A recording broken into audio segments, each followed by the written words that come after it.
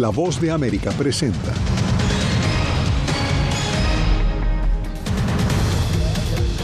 Kamala Harris y Donald Trump empatados según encuestas a 15 días de las elecciones.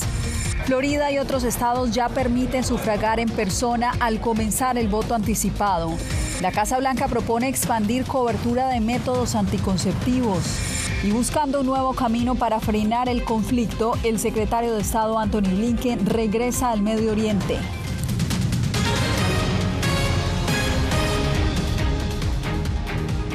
Bienvenidos, los saluda Yasmín López. Comenzó la cuenta regresiva para las elecciones presidenciales aquí en Estados Unidos. Solo quedan 15 días para el 5 de noviembre. Kamala Harris y Donald Trump están utilizando sus últimos recursos para captar el voto de los indecisos en los estados clave, que finalmente son los que determinan el resultado de los comicios. Carolina Valladares ha estado siguiendo de cerca ambas campañas. Carolina, ¿cuál es la agenda de hoy de los candidatos?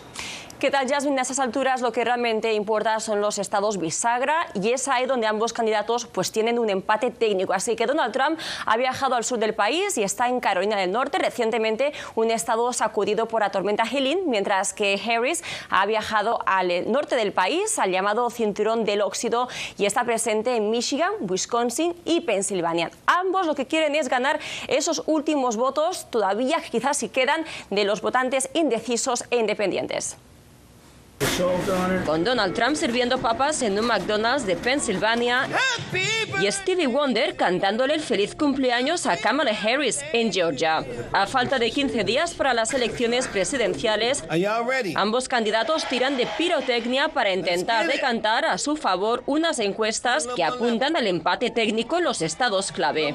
Esto es divertido, podría hacer esto todo el día. Con un evento montado a su medida, cerrado al público y con cámaras, Trump acudió a los suburbios de Pensilvania para cuestionar sin evidencia a Harris, quien trabajó en el restaurante de comida rápida durante sus años universitarios. Ahora he trabajado en McDonald's. He trabajado 15 minutos más que Kamala. Ella nunca trabajó aquí. Según una encuesta difundida hoy por el New York Times, ambos candidatos están empatados ahora mismo con el 48% del voto en Pensilvania, un estado que ganó Joe Biden en 2020 y que podría decidir las elecciones. Este lunes Trump visita Carolina del Norte devastada por el huracán Helene, mientras que Kamala Harris pronunció un mitin en una iglesia de Atlanta donde alentó al electorado negro a votar en un discurso en el que apeló al miedo ante una posible victoria de Trump. ¿En qué tipo de país queremos vivir? ¿Un país de caos, miedo y odio o un país de libertad, compasión y justicia?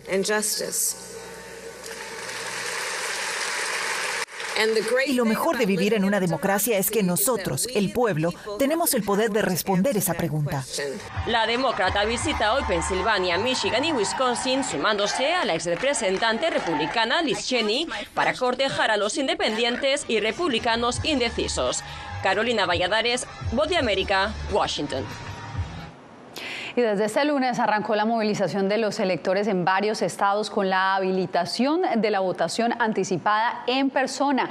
Uno de estos estados es el estado de Florida. Desde Miami nos acompaña nuestro corresponsal José Pernalete, quien se encuentra en el Departamento de Elecciones de Miami-Dade. José, ¿cómo avanza esta jornada? Yasmin, esto ha sido de manera muy fluida la presencia de electores. Para que tengan una idea, a nivel nacional, de acuerdo a cifras de cada una de las jurisdicciones en todo el país, de manera presencial, anticipada o por correo, cerca de 14 millones de votantes han ejercido su voto durante las últimas horas. Hay que destacar que estas instalaciones, así como el resto que están facultadas en el sur del estado de Florida, estarán abiertas desde las 7 de la mañana hasta las 7 de la noche para facilitar la presencia de electores facultados para ejercer su derecho al voto. La votación adelantada en persona comenzó en el sur de Florida, una modalidad electoral muy popular que facilita la participación de los estadounidenses en los comicios generales de este próximo mes de noviembre. Desde hace varios días ya está habilitado votar por correo. Sí, ya la elección ya comenzó, está aquí. Hay miles que ya devolvieron su boleta por correo Para los que todavía tienen su boleta por correo, devuélvanla ya. Esa boleta tiene que estar en nuestra posición el día de la elección, 5 de noviembre, a las 7 de la noche. Algunas familias deciden ir juntas a votar en esta jurisdicción de Florida. Para muchos, votar por primera vez en Estados Unidos es un privilegio. Así nos dijo Froilán Vivas, un inmigrante suramericano. Sí, bueno, sí, muy emocionado después de vivir 10 años acá, pero primera vez como ciudadano que me toca ya votar.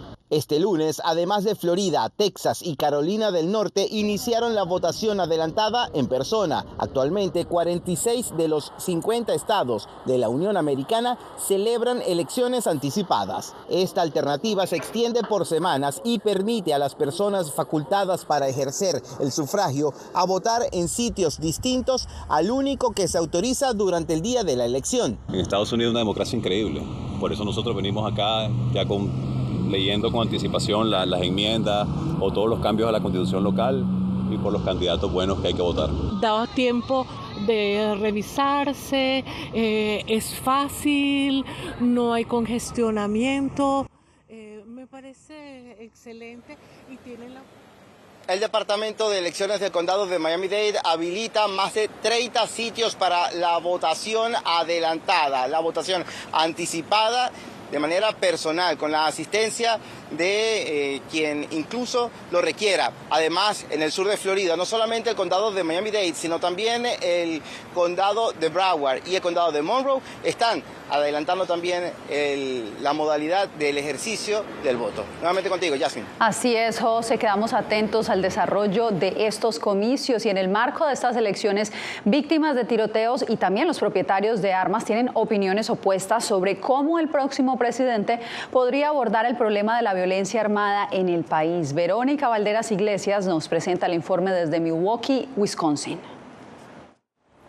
El hijo de Francie Morelli, Camden, obtuvo 3 armas de fuego de manera legal en Milwaukee, Wisconsin. Se disparó con una de ellas en diciembre de 2022 y murió 5 semanas más tarde. Su padre aboga por una revisión más minuciosa de antecedentes. Cuando compró la pistola, nadie vio los récords del hospital que decían que durante una década había amenazado con suicidarse. Si Morelli quiere medidas de seguridad más estrictas, por lo que votará en noviembre por los demócratas, quienes han priorizado el tema. El instructor de armas de fuego, Eddie Silas, entiende la necesidad de que existan leyes, pero rechaza que sean más estrictas. Lo que hacen las leyes es restringir nuestro derecho a protegernos. Leyes más estrictas pueden salvar vidas, argumenta el activista Nick Maruszewski. Abogamos por las leyes de riesgo extremo que permiten quitar las armas a los individuos que representan una amenaza para sí mismos o los demás. La vicepresidenta, Kamala Harris, dice que las aprobará si es electa presidenta. Estoy a favor de la segunda enmienda constitucional, pero también de que se prohíba el uso de armas de asalto, que haya revisión universal de antecedentes, leyes de almacenamiento de armas y leyes de riesgo extremo. El expresidente Donald Trump, quien busca ser reelegido, promete eliminar las restricciones y cuestiona la postura de Harris. Siempre había dicho que confiscaría todas las armas y ahora dice que son maravillosas. Así no funciona. Confiscarán sus armas. Harris afirma que quiere medidas de seguridad razonables y no quitar las armas a todo el mundo. El dueño de un campo de tiro, Mark Rebholz, un votante independiente, aprueba la revisión universal de antecedentes que propone Harris, pero duda que ayude a la prohibición de armas de asalto. Se pueden obtener pistolas con capacidad de 30, 33 o hasta 50 tiros. Rebholz, quien votará por Trump en noviembre, considera que para prevenir más muertes se deben implementar las leyes ya existentes. Verónica Valderas Iglesias, Voz de América, Milwaukee, Wisconsin. En medio de las disputas sobre los derechos reproductivos aquí en Estados Unidos, la administración Biden propuso una norma para ampliar el acceso a los anticonceptivos y exigirle a los servicios de salud que cubran el costo de los anticonceptivos que no requieren receta. Jacopo Luzzi, ¿cuáles son los objetivos clave de esta propuesta? Bueno, Yasmín, empezando, esta propuesta llega apenas 2 semanas antes de las elecciones y la administración Biden sostiene que la amenaza a los derechos reproductivos se extiende más allá de la decisión de la Corte Suprema de 2022, que recordamos eliminó el derecho nacional al aborto. Para la Casa Blanca, el objetivo clave es que las estadounidenses sobre todo, no paguen para los métodos anticonceptivos en este país. La Casa Blanca anunció este lunes que propondrá nuevas normas bajo la ley del cuidado de salud a bajo precio que obligarían a las aseguradoras estadounidenses a cubrir los anticonceptivos de venta libre sin coste para las pacientes, en un intento por ampliar su acceso a la anticoncepción y reducir los costos. Creemos que las mujeres de todos los estados deben tener la libertad de tomar decisiones profundamente personales en materia de salud, incluido el derecho a decidir si formar o ampliar su familia y cuándo hacerlo. Las normas incluirían la anticoncepción de emergencia, una píldora anticonceptiva que no necesita receta médica recientemente aprobada, espermicidas y preservativos, y afectarían a 52 millones de mujeres estadounidenses en edad reproductiva que dependen de un seguro médico privado. Si se concretara, la propuesta representaría la expansión más significativa de los beneficios de la anticoncepción en más de una década, frente al fallo de la Corte Suprema que en 2022 limitó el derecho al aborto en Estados Unidos. En un momento en el que el acceso a los métodos anticonceptivos está bajo ataque, el presidente Biden y la vicepresidenta Harris seguirán luchando para proteger el acceso a la atención sanitaria reproductiva y pedirán al Congreso que restablezca la protección del derecho al aborto en la ley federal. La ley del cuidado de salud a bajo precio, aprobada por el presidente Barack Obama en 2010, exige que la mayoría de los planes de salud privados cubran la anticoncepción sin costos compartidos. Sin embargo, la disposición se aplica solo a las píldoras anticonceptivas recetadas. Al cabo de 60 días para recibir comentarios del público, la propuesta entrará en vigor. Las encuestas han revelado un amplio apoyo bipartidista al acceso a la anticoncepción. Tras el fallo de la Corte Suprema en 2022, los demócratas, Yasmín, comenzaron a impulsar una legislación para consagrar el derecho a la anticoncepción en la ley estatal o federal. Los republicanos han votado sistemáticamente en contra de tales medidas. Te agradezco, Jacopo, por el reporte. Nosotros cambiamos de información porque aumentan las tensiones en el Medio Oriente tras los nuevos ataques de Israel en Beirut. Aliados de ambas partes refuerzan los llamados a la calma, como nos informa Laura Sepúlveda. No se puede matar una idea. Con este mensaje, el secretario general de la Liga Árabe hace un llamado de cese al fuego en Líbano, tras una serie de explosiones registradas en la capital Beirut, parte de un ataque de Israel al brazo financiero de Hezbollah.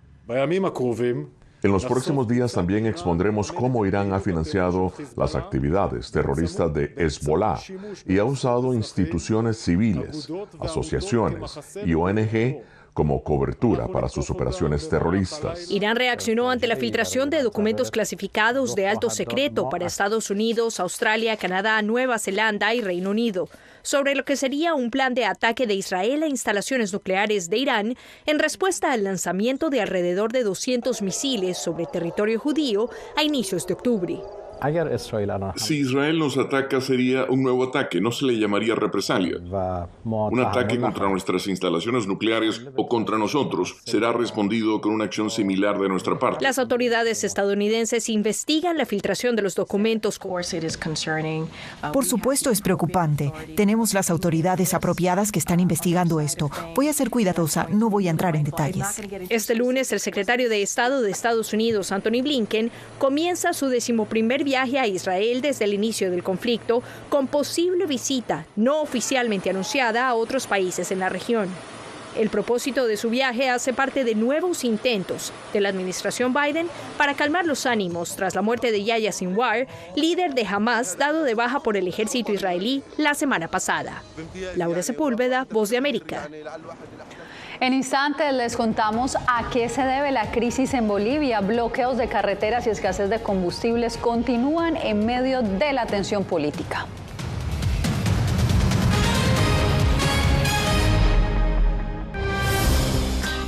En el mes de la concientización del cáncer de mama tenemos una invitada muy especial con la cual vamos a compartir su experiencia, donde nos va a contar un poco cómo enfrentar un diagnóstico de cáncer. No es fácil, los medicamentos, los procesos, no sabes qué sigue. Mi vida ha cambiado radicalmente. El diagnóstico y el autoexamen ayuda muchísimo. Muchas personas están muy pendientes de mí y eso me ha ayudado muchísimo a seguir adelante.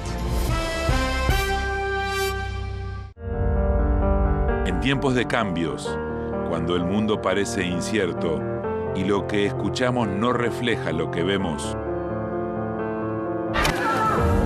buscamos la verdad. A través de la pantalla de la máquina. Cuando nos cuentan solo una parte de la historia, perdemos la confianza. En momentos de crisis, nuestros sueños, esperanzas y deseos de un mejor mañana dependen de una prensa libre. En La Voz de América te traemos las historias que la gente se arriesga a ver. Conectamos el mundo y lo unimos con la verdad.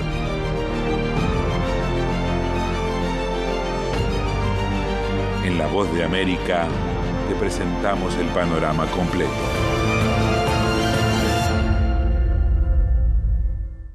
Soy Diva Lizette Cash, periodista y presentadora de La Voz de América. Ir más allá de la noticia, escuchar las voces de las minorías y de las comunidades más vulnerables para informar sobre sus necesidades y logros es mi pasión. Económicas se ven obligadas. Desde Washington, visibilizar la diversidad étnica de Estados Unidos y de la comunidad hispana es parte de una pasión que compartimos en La Voz de América, donde la prensa libre importa.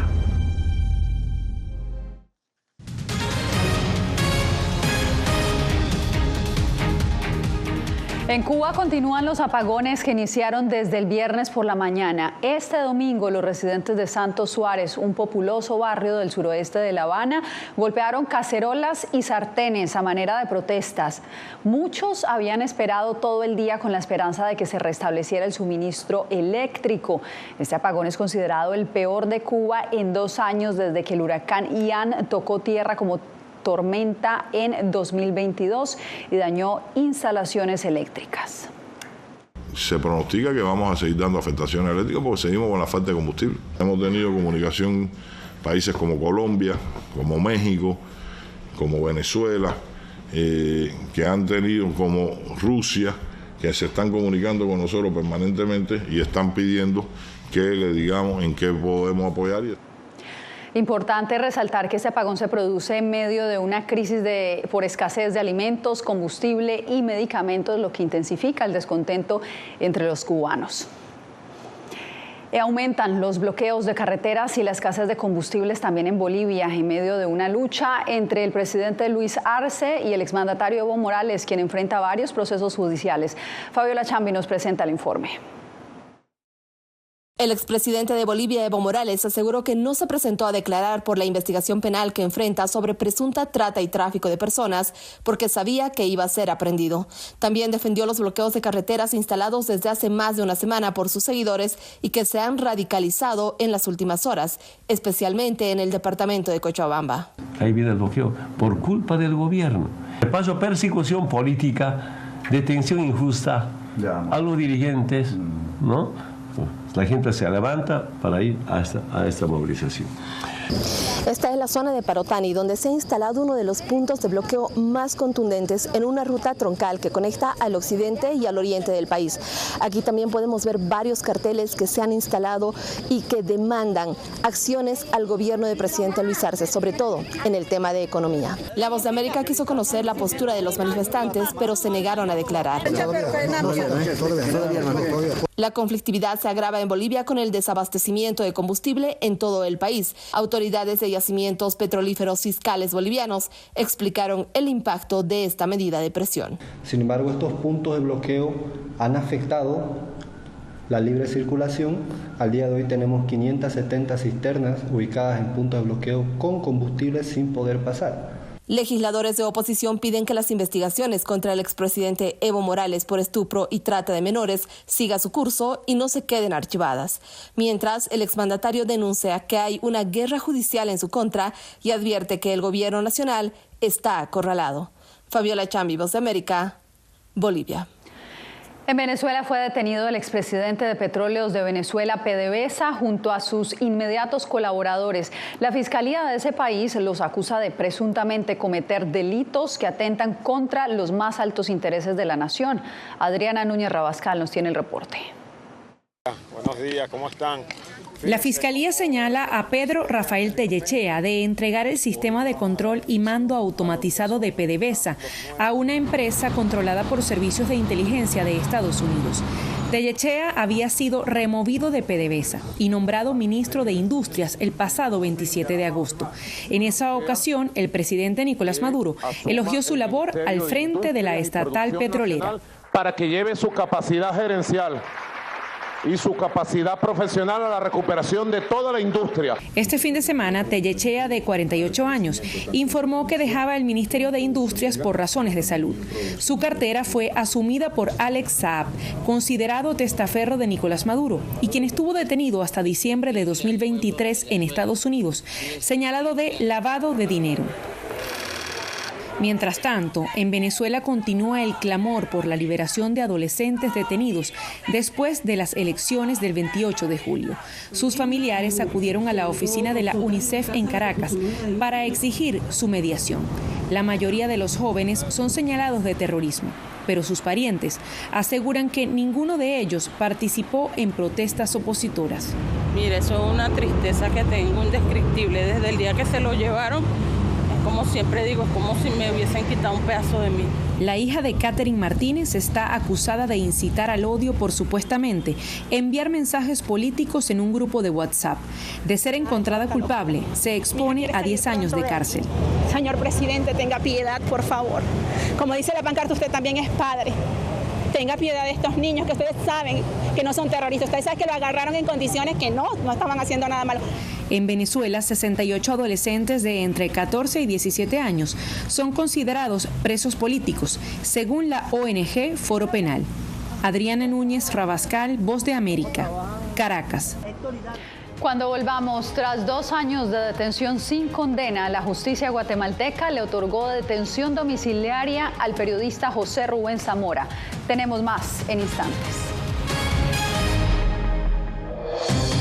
Una elección presidencial que hará historia. La población está ahí, pero no se conecta del todo. Salgan a votar, ¿verdad? Es una oportunidad para nosotros. El papel de la población hispana en Estados Unidos puede ser definitivo. Que haya una oportunidad de empleo para nuestras mujeres, los hombres. Tienen que venir como debe un reglamento. Descubre con los periodistas de La Voz de América la clave del voto hispano. Este es uno de los estados decisivos, muy pronto en todas nuestras plataformas. Esta semana en Foro. Es muy doloroso ver lo que está pasando en Gaza. Hay muertos, hay desplazamiento y una destrucción total. Quisiera ser un poco positivo, pero el que hayan dado de baja a Yahya Sinwar, me parece que eso le pone más incertidumbre al proceso. Si Israel pretende destruir totalmente a Hamas y Hezbollah, no lo va a lograr, ni creo que tampoco quiera.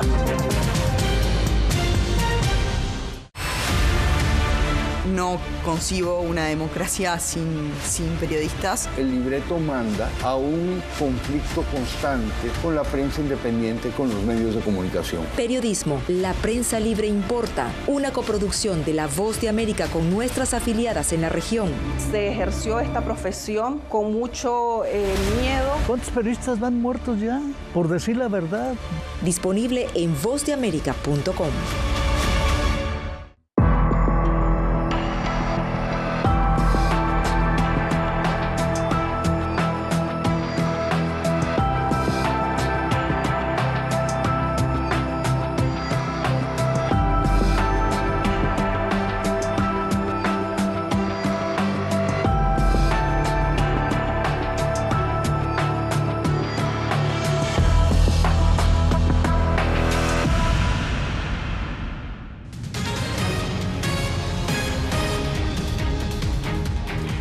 Un destacado activista de derechos humanos fue asesinado en México. Este domingo, el sacerdote Marcelo Pérez fue atacado en Chiapas tras haber celebrado la misa y mientras regresaba a su parroquia en San Cristóbal de las Casas. 2 hombres en motocicleta dispararon contra su vehículo, según informaron las autoridades locales. Pérez, conocido por sus denuncias contra el narcotráfico en la región, había recibido reconocimiento internacional por su labor. La ONU condenó su asesinato y exigió una investigación exhaustiva, mientras que la presidenta Claudia Sheinbaum anunció que su gobierno ya había iniciado indagaciones y se comunicó con autoridades católicas. Después de 800 días en detención, un juez guatemalteco autorizó el arresto domiciliario para el periodista José Rubén Zamora. Eugenia Sagastume nos envía las reacciones que generó la decisión. Zamora vuelve a casa. La justicia comienza a llegar. El ciclo oscuro va a terminar. Fue el mensaje con el cual el presidente de Guatemala, Bernardo Arévalo, celebró la liberación del periodista José Rubén Zamora, quien quedó en libertad condicional el pasado sábado, después de más de 2 años de permanecer en prisión preventiva. Al respecto, un funcionario del Departamento de Estado de Estados Unidos indicó en una comunicación escrita: nos alivia saber que José Rubén Zamora ha sido puesto en arresto domiciliario y se ha reunido con su familia después de pasar más de 800 días en detención preventiva. Hacemos un llamado a un juicio rápido y justo. Para el subdirector de la División de las Américas de Human Rights Watch, esta decisión es una excelente noticia para la libertad de expresión. Tiene que ser el comienzo de un proceso para restablecer progresivamente el Estado de Derecho y las garantías esenciales de derechos humanos. También la organización Reporteros Sin Fronteras celebró la decisión a través de un comunicado, pero reclama su libertad total e incondicional. Mientras, el propio Zamora agradeció a quienes no lo han dejado solo. Creo que si hubiera estado solo aquí me hubiera muerto y nadie se hubiera dado cuenta. Pero 12 días y nadie se olvidó. Zamora fue detenido en julio de 2022 acusado de lavado de dinero, algo que el periodista asegura fue una represalia por una publicación hecha en el diario El Periódico contra el entonces presidente Alejandro Yamatei. Mientras sigue el proceso, debe presentarse periódicamente ante la Fiscalía y no puede salir del país. Eugenia Sagastume, Voz de América, Guatemala. Bien, y si tiene su teléfono a la mano, lo invitamos a escanear el código QR que está viendo en pantalla. Desde allí puede descargar nuestra aplicación BOA Plus. Podrá ver no solo nuestras noticias, también las series especiales y documentales exclusivos producidos por La Voz de América. Nosotros hacemos una nueva pausa y regresamos en instantes. No he visto un peligro en la libertad de prensa. Periodismo, la prensa libre importa. Una coproducción de La Voz de América y Telefuturo. El problema que se va acentuando se llama libertad de expresión. Disponible en vozdeamerica.com. Mama, ты жива? Мама, ты жива? Ну, теперь не давай Боже. Еще этого испытай. Какие разрушения на Украине, кошмар. Там была ракета. Ракета или бомба?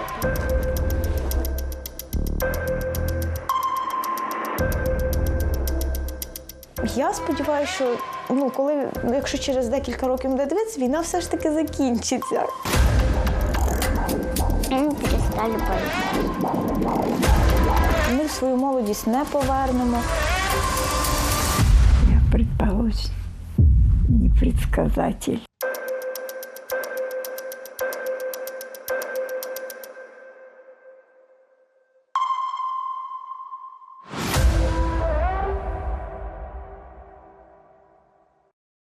Soy Fabiola Chambi, corresponsal de La Voz de América en Bolivia. Retratar la complejidad de mi país para una audiencia internacional le ha dado una nueva perspectiva a mi labor como periodista. Desde esa mirada descubro en el día a día que el trabajo que realizo en La Voz de América me ha permitido dar vida a los valores del periodismo profesional. Aquel que les informa a ustedes, nuestras audiencias, con balance, precisión y profundidad. Porque en La Voz de América, la prensa libre importa. Vencer la autocensura, poder mantener los medios abiertos. Periodismo, la prensa libre importa. Una coproducción de La Voz de América y TVV. Expuestos a una vulneración de sus derechos básicos. Disponible en vozdeamerica.com.